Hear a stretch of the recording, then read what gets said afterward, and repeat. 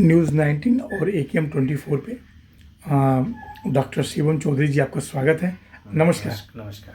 काफ़ी स्मार्ट लग रहे हैं sir. Thank you ji, thank you Shivam ji, दो सवाल था जी। आप जो फिजियोथेरेपिस्ट हाँ के डॉक्टर्स हैं जी। और आज के इस दौर में ओके। ज़्यादा से ज़्यादा जो मरीज हैं वो फिजियोथेरेपी के देखे जाते हैं, बिल्कुल। राइट। हम NCR में रहते हैं। NCR सबसे ज़्यादा प्रदूषित शहर तो माना जाता है, बिल्कुल। हाई राइज सोसाइटी भी है और आम तौर पे रोज़ कोई न कोई बड़े एक्सीडेंट होते हैं। तो मेरा बड़ा सवाल है सर, इन सब परिस्थितियों को देखकर जो फिजियोथेरेपी है वो एक आम नागरिक के जीवन में कितना महत्वपूर्ण हो जाता है? देखिए, पहले तो मैं ये कहना चाहूँगा कि आजकल की जनरेशन्स को और आजकल के टाइम को देखते हुए फिजियोथेरेपी इतना ज़रूरी हो चुका है कि पेशेंट्स को इनकी फिजियोथेरेपी की रिक्वायरमेंट पड़ती है। दूसरी चीज़, एक चीज़ ये भी होती है कि आजकल ना एक्चुअल में कोई भी किसी को भी पेन, किसी भी प्रकार का पेन होने लग जाता है तो हर कोई एलोपैथिक दवाइयाँ खाता है। लेकिन एलोपैथिक दवाइयों का एक साइड इफ़ेक्ट ये पेशेंट को भी पता है और सब लोगों को पता है, कि हमें भी पता है और डॉक्टर को भी पता है कि इसका कहीं ना कहीं साइड इफ़ेक्ट होता है। ये सीधा बोन्स में अटैक करता है और बोन डेंसिटी को वीक करता है, जिसके वजह से पेशेंट्स की जो बोन्स है वो फॉर्मेशंस में थोड़ा सा चेंजेस होने लग जाते हैं। एक्चुअल में मैं सब लोगों को यही बताना चाहूँगा कि किसी भी प्रकार का पेन हो, कोई भी तकलीफ हो, तो कहीं भी विदाउट मेडिसिन, मतलब कोई भी मेडिसिन ना खाएं। फिजियोथेरेपी इसलिए होती है कि बिकॉज ये एक पेन रिलीफ, एक विदाउट मेडिसिन पेन रिलीफ एक मॉडलिटीज़ है, जिससे कि पेशेंट्स को एक पेन में आराम मिलता है और इनफैक्ट उनकी मसल स्ट्रेंथनिंग भी होती है, उनकी एक्सरसाइज भी होती है, जिससे कि पेशेंट्स हेल्दी भी फील करता है और इन फ्यूचर में जो आने वाला पेन होता है और जो एक्चुअल में जो पेन होता है उससे रिलीफ पाता है विदाउट मेडिसिन। मतलब मेन आपने कहा कि बगैर दवा खाए बिल्कुल आपको जड़ से समाप्त आपका दर्द हो जाएगा और दिक्कत खत्म हो जाएगी। बिल्कुल बिल्कुल। अच्छा, अमूमन शिवम जी, कौन कौन सी बीमारियां इसमें कवर हो जाती हैं? देखिए सर, डिफरेंट आजकल जो हमारे पास सबसे ज़्यादा केसेस आ रहे हैं ये बैक पेन के आ रहे हैं, क्योंकि आजकल का जो लाइफस्टाइल हो गया लोगों का, लैपटॉप ज़्यादा यूज़ करते हैं। सर्वाइकल सबसे ज़्यादा होने लग गया है, फीमेल्स के सबसे ज़्यादा सर्वाइकल है, मेल्स के भी सर्वाइकल, क्योंकि आजकल जो सिटिंग जॉब होने लग गई है ना, जिसके वजह से आदमी का बैक पोस्चर और सर्वाइकल के ये दोनों ही जो एक प्रॉपर पोस्चर होता है ना वो मेंटेन नहीं करके रख रहे हैं कोई भी, क्योंकि आजकल सिटिंग जॉब्स इतनी ज़्यादा हो चुकी है और किसी भी पेशेंट्स को अवेयर नहीं है कि किसको किस तरीके से रहना चाहिए, किसको किस पोजीशंस में रहना चाहिए। आजकल काम में इतना ज़्यादा लोग बाग लगे पड़े हैं, जिसके वजह से अपने हेल्थ के ऊपर ध्यान नहीं दे रहे और अपने पोस्चर के ऊपर ध्यान नहीं दे रहे। इसके वजह से आजकल बैक पेन और सर्वाइकल सबसे ज़्यादा हो रहे हैं और ज़्यादातर ऑफिस वाले हैं जो हमारे पास आते हैं, कई सारे पेशेंट्स जो ट्रीटमेंट के लिए, वो उनको हम इसी चीज़ के लिए अवेयर करते हैं कि आप अपना लाइफस्टाइल मेंटेन करके रखो, जिससे कि आने वाला बैक पेन आपको ना हो। शिवम जी, मैंने बहुत ऐसे लोगों से बात किया कि जब डॉक्टर किसी मतलब घुटने का ऑपरेशन कर देता है उसके बाद भी लोग कहते हैं कि नहीं नहीं ऑपरेशन तो हो गया, लेकिन अब भी फिजियोथेरेपी के बाद जाओ।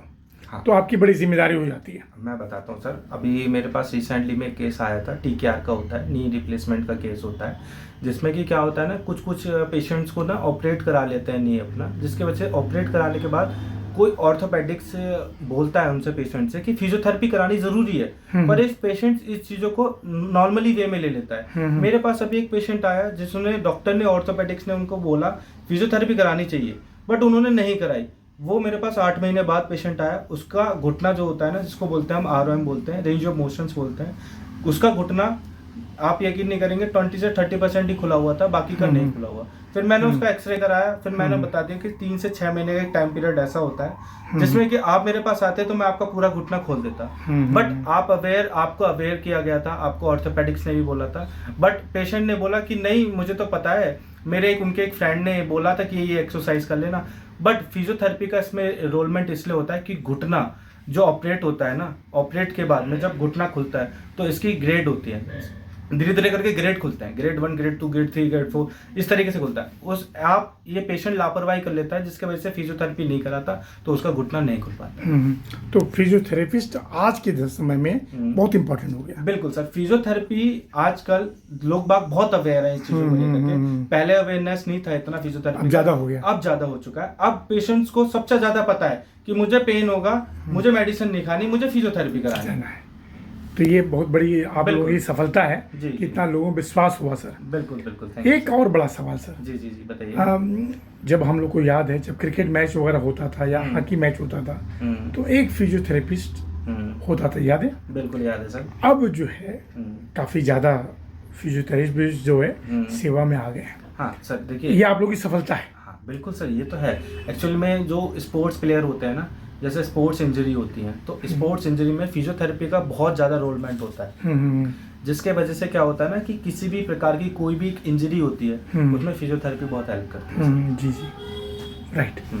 एक और सवाल सर, क्या जो पैरालिसिस के बिल्कुल मरीज होते हैं उनकी भी पूरी संभावना है? हाँ, मैं क्या दिमागी किसी को न्यूरो की प्रॉब्लम हो जाए? देखिए सर, पैरालिसिस में ना दो तरह की कंडीशंस होती है, एक होती है हेमीप्लीजिया और एक होती है हेमीपैरेसिस।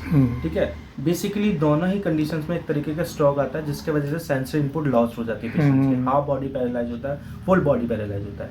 और फिजियोथेरेपी इसमें इसलिए कराना ज़रूरी है बिकॉज पेशेंट काफ़ी ज़्यादा ठीक हो जाता है, कम्प्लीटली 99% पेशेंट ठीक हो जाता है। 1% पेशेंट, मैं इसलिए बोल रहा हूँ कि पेशेंट्स की कुछ ना कुछ इम्यूनिटी, व्हील पावर, ये सारी चीज़ें होती हैं, पेशेंट डायबिटिक है क्या है, लेकिन फिजियोथेरेपी से पेशेंट पूरा कम्प्लीटली ठीक हो जाता है और फिजियोथेरेपी इसमें बहुत ज़रूरी है स्ट्रोक के केस में। शिवम जी, मेरे ख्याल से आपका अनुभव 10 साल से ऊपर का जी होगा। जी बिल्कुल सर। हाँ राइट सर, 10 साल से आप इस पेशे में हैं। बिल्कुल सर, जो घुटनों में गैप आ जाता है हाँ तो उसके लिए भी आपके यहाँ इलाज संभव है? सर, घुटनों में गैप आने का मतलब होता है ऑस्टियोआर्थराइटिस, ओए की कंडीशंस होती है जिसके वजह से क्या होता है घुटनों की फॉर्मेशन चेंज होने लग जाती है। एक घुटनों के अंदर होता है साइनोबल फ्लूइड की डेफिशिएंसी। ओके। साइनोबल फ्लूइड की डेफिशिएंसी ना घुटनों के अंदर वो कम होने लग जाती है। एक एज मैटर करता है सर। 40 साल के बाद में पेशेंट्स की एज ऐसी होने लग जाती है, इसके वजह से पेशेंट्स का ओवरवेट, ठीक है, पेशेंट्स का साइनोबल फ्लूइड की डेफिशिएंसी कम हो जाना, मल्टीविटामिन, कैल्शियम्स, ये सारी चीज़ों की वजह से पेशेंट्स का जो घुटना है वो साइनोबल फ्लूइड की डेफिशिएंसी कम हो जाती है, इसके वजह से ऑस्टियोआर्थराइटिस हो जाता है। इससे हम क्या करते हैं, फिजियोथेरेपी में इसका मेन अहम रोल इसलिए है कि हम इसमें मसल स्ट्रेंथनिंग की एक्सरसाइज कराते हैं। मसल स्ट्रेंथनिंग की एक्सरसाइज कराने के वजह से पूरी बॉडी का वेट, हम साइनोबल फ्लूइड तो नहीं भरते फिजियोथेरेपी में, बट हम एक मसल्स में इतनी ज़्यादा पावर होती है कि हम इतनी मसल्स में मसल स्ट्रेंथनिंग की एक्सरसाइज करा के एक पूरी बॉडी की जो वेट है वो मसल्स ले लेती है, जिसके वजह से पेशेंट्स पेन में रिलीफ हो जाता है। और जो पेशेंट्स को ऑपरेशंस के लिए ऑर्थोपेडिक्स ने बोल रखा होता है उसकी टाइम ड्यूरेशन हम बढ़ा देते हैं, जैसे 2 से 3 साल उसको ऑपरेशन कराने की जरूरत नहीं पड़ती। तो ये सब आपने सफलतापूर्वक आपने किया? बिल्कुल मैंने किया, आपका अनुभव रहा है? बिल्कुल सर।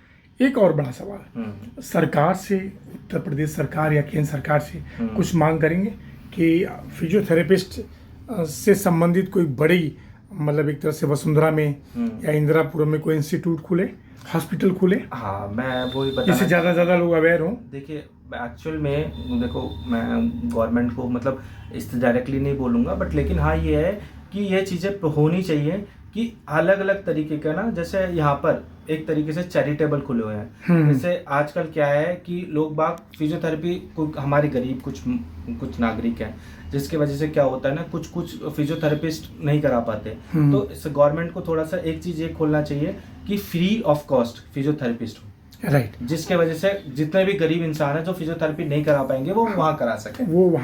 बिल्कुल। तो एक तरह से सर आज के दौर में योगा और फिजियोथेरेपिस्ट दोनों को एक साथ जोड़ सकते हैं? सर देखिए, दोनों एक तरीके से डिफरेंट थिंग है, बट लेकिन है एक्चुअल में चीज़ एक ही है। बिकॉज योगा एक तरीके से हमारी बॉडी की इम्यूनिटी, हमारी बॉडी की व्हील पावर, ये सब चीज़ों के गेन के लिए, और फिजियोथेरेपी में मसल्स, ठीक है, और इम्यूनिटी और एक तरीके से स्ट्रेंथनिंग पावर। तो बेटा बेसिकली दोनों में ही सेम चीज़ होनी है, हम दोनों में ही एक तरीके से बॉडी फिट कर रहे हैं, तो इज अ सेम थिंग। और शिवम भी, एक हमने देखा कि जो मरीज होते हैं उनको कॉन्फिडेंस होता है कि हम दवा ना खा रहे हैं, हमारा किडनी लीवर बराबर है और हम ठीक हो जाएंगे। बिल्कुल। तो सर बिल्कुल लास्ट एक बार और, क्योंकि बात अगर हम करेंगे तो बहुत सारा बड़ा मुद्दा है। बिल्कुल सर। कौन सी बड़ी बीमारियां और कौन से हो सकती हैं ठीक इसमें?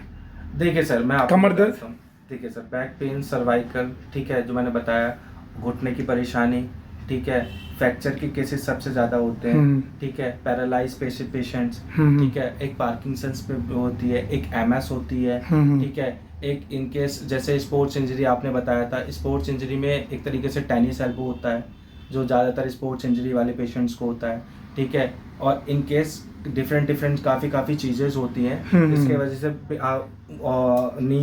आपका जो है, जैसे कि मैं बताता हूँ आपको, नॉकनीज जो ज़्यादातर बच्चों में देखने को मिलती है, ठीक है, तो CP के सेरेब्रल पाल्सी के पेशेंट्स होते हैं, तो ये बहुत सारी चीज़ें हैं जिसके वजह कवर अप हो से जाती सारी कवर अप हो जाती है। और दवा से छुटकारा मिल जाता है, फिजियोथेरेपी कराते ही पेशेंट इसलिए है कि ताकि उसको मेडिसिन ना खानी ना लेना पड़े, क्योंकि मेडिसिन कोई भी और उससे physiotherapy कॉन्फिडेंस नहीं होता है कि मुझे कोई साइड इफेक्ट नहीं होगा। बिल्कुल सर।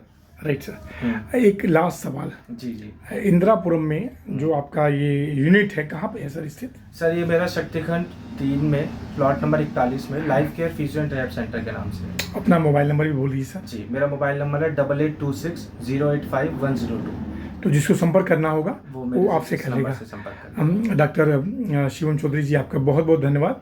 फिर किसी विषय पे हम बात करेंगे। नमस्कार सर, थैंक्स।